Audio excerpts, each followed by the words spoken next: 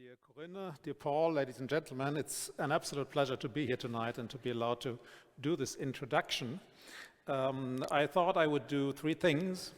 First of all, talk a little bit about not inequality directly in the way we as economists see it, with a lot of statistics and so on, but about perception of inequality. Because I do this because inequality is a rather abstract concept, and I think it's helpful to remind ourselves that facts about inequality are very complex.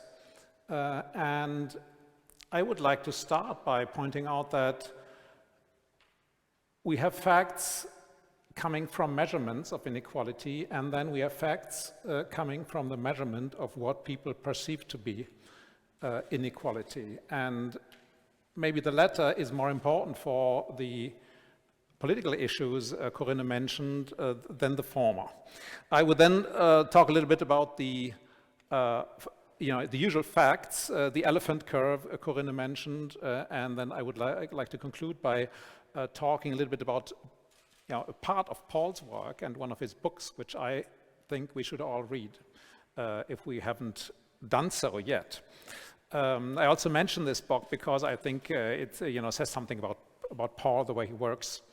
I will come to that. Okay, so first of all, income inequality, perception and facts. I think it's useful to ask yourself, if you think about Germany, that's the place we all live in. I think we all believe we have an understanding of the place we live in. If you think about our society, what kind of society do we have here? So in these graphs, different types, these are stylized models of society. On the left, you see a society which is very unequal, so with a lot of people at the bottom and a small elite at the top. Okay, that's the graph on the left-hand side. Then you have the pyramid, where you have a few more people in the middle class, and in type D, for instance, is a society with a large middle class and a small class of poor people and a small class of rich people. Okay, and type E is a very funny society. Most people are rich, but there are a few poor. If you think about Germany, what do you think is a fair characterization of our society? So we could have a vote here, and if we did, we would get a distribution over these different types of answers. 10% would maybe say, okay, we're on the left, and then 20%, and so on. Let me show you what the majority of people in Germany in surveys answer, and what the real distribution is.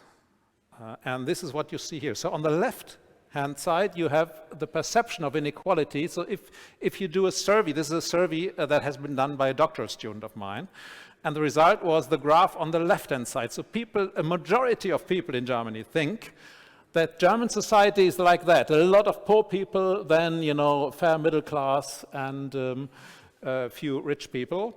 Not an extreme form of inequality, okay? But what you see on the left-hand side has nothing to do with reality, which is that Germany is a society where the middle class is strongest. Okay, so a majority of people has no idea of what our society really is. I mean, it's not, how should they? Inequality is a very abstract concept, and there are many ways of measuring inequality, and most people do have strong views about whether our society is equal or unequal, but most people have no idea what it actually looks like, okay? I guess that is an issue. So let's take a look at the US. That's an interesting one. So in the US, people think that American society is approximately of the same type as what German people think about German society. And the truth is, it's completely different. So the US is a brutally unequal society with a lot, this is the reality of the US. A lot of poor people and very small middle class, or relatively small middle class, and very, very little at the top. And I think if we discuss things like, okay, how does inequality affect the political process, polarization, populism and all of these things, I think we need to be aware that there are two types of facts: statistical measurement of inequality, and then statistical measurement of what people believe about the society surrounding them. These are two types of facts. Both are facts, but relevant facts, but they are very different, and we need to understand that these are different things. Okay, so a very brief look at what the facts are. So facts in the usual sense we know, and I will start with the elephant graph. This is a kind of graph which has its pros and cons. It's very intuitive. It may also oversimplify things, but it's a nice way of summarizing the recent development of global inequality and some problems arising from it. And I also take the 1988 to 2008 version to which Corinne alluded, and it looks like that. So what it does is show the income growth in these 30 years, between 1988 and 2008. In this time span, you see the growth of income for different deciles of the global population. So you take the world population as one group, and you ask, where are the poorest 10%? If we look at the poorest 10%, their incomes in this time span, it's 20, it's not 30 years, has grown by something like 20%. Okay, so then you have what's today called the global middle class. These people here, this is the people living in China and India and so on, their income growth has been very strong. So if you like, that's the good news. If we measure global inequality, let's say by the Gini index or standard statistical measures, what we find is over this time span, global inequality has declined. Most people say inequality is ever increasing, so that's actually wrong for the world as a whole. The opposite is true. As Corinne said, global inequality has declined. But here we have the middle class in the developed countries, in the rich class or the lower income classes, the lower income strata in the developed world, and their incomes have been stagnating. And as Corinne mentioned, this is widely seen as one reason for frustration of these groups, the idea that they don't participate in economic growth, and then the income of the global elites has been growing. There's a lot of, there are a lot of measurement issues here, but I think it's a fair characterization of what's been going on. And that, of course, leads to these debates about populism and all the rest of it. Now, a lot of people say, okay, inequality is one thing. So inequality, if you like, of results is one thing, but how about inequality of opportunity? This is even more difficult to measure, but one way, this can be measured, and here is one piece of work that relates inequality of opportunity on the vertical axis and inequality of income, of outcomes, on the horizontal equity. And if you do that, what you get is a curve called the Great Gatsby curve.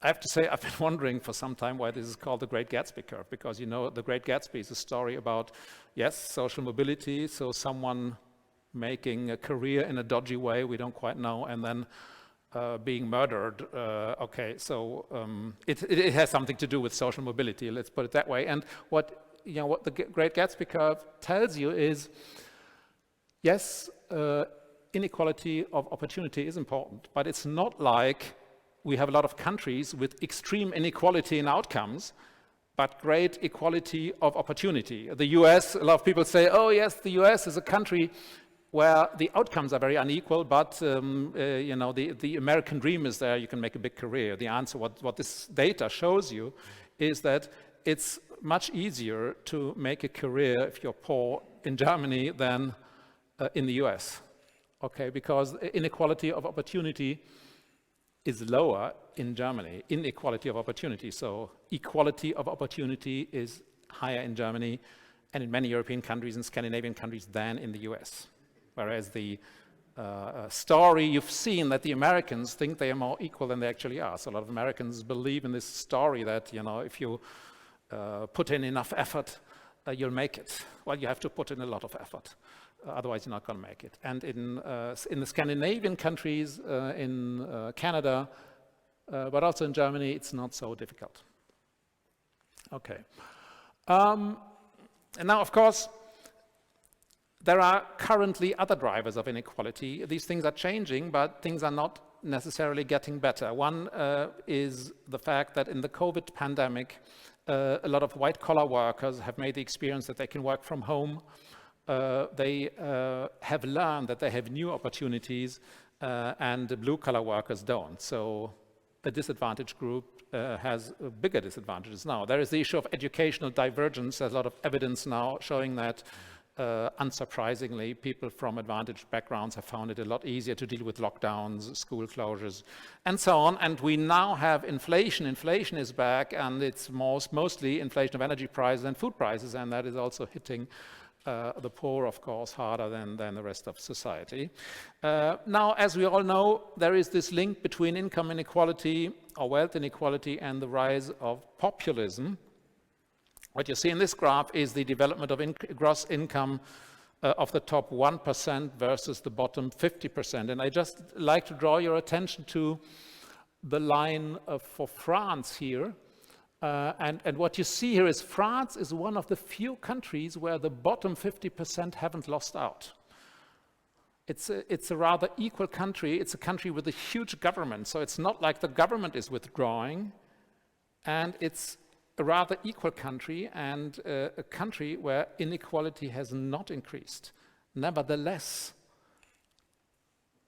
we see what's happening in France. So more than 50% of the population have voted for extreme parties, and I guess that raises the question, doesn't prove anything, but raises this question: is populism really driven by income inequality or by the government withdrawing, or is there not a lot more to it? In a way, it's a warning. A lot of people think, if the welfare state is big enough, if the government is big enough, we don't get populism. Well, that's obviously wrong. There's something else going on that's behind it. Now, we have done some research on Germany here about extreme voting, AfD and Linke voting, and so on. So we've looked at regions, and what we find in this research is that, yes, inequality does play a role, but it's, regions voting extreme are regions that are falling back relative to the national average. And within these regions, support for radical parties goes across the entire income spectrum. It's not just the poor that are voting extreme, and they're not voting for radical or populist parties because their neighbors are much richer. They feel excluded. They fall back behind the national average. You compare the regional income to the national average, and for regions falling back, they vote radical. And within these regions, everybody votes more radical. It's not just the poor. So whole regions get radicalized. So I guess what I'm trying to say, and Paul will talk more about this, is that populism, or the lack of support for democracy and freedom, is a lot more complex than just income inequality issues. It's a lot more. I'm not saying income inequality doesn't play a role. It certainly does. But there is a lot more to it, and we need to do a lot more to understand it well. And that takes me to our main speaker tonight. And here's the book I would like to recommend. I really enjoyed reading it. It's not just instructive, it's also a good read. Okay, you can lean back and enjoy.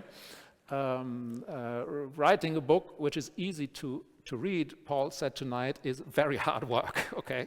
But it's easy to read. And I would like to cite from a book review written by someone you all know. His name is Bill Gates. So he has recommended this book. And he has written a little review, which is a great summary. I couldn't have done it as well. That's why I just cite it. So Bill Gates says, Paul Collier in this book analyzes three rifts. First of all, the growing gap between cities and struggling small towns. It's a bit this region's story. The rift between people who have a college education and those who don't. And then the global divide between high and middle income countries on the one hand, we've seen them in the elephant graph, and the very poor countries and the countries left behind on the other hand. Now, this is great in this book, but the other thing I liked in this review was that Bill Gates said, and I think rightly so, that Paul has a, not just an academic perspective on this, but a personal perspective on these issues, because Paul grew up in Sheffield, an industrial town that experienced problems of structural change, the feeling of being left behind and so on. Now Paul lives in Oxford, so a very posh college town, so he knows both worlds. Both of Paul's parents left school when they were 12, and we all know what that means.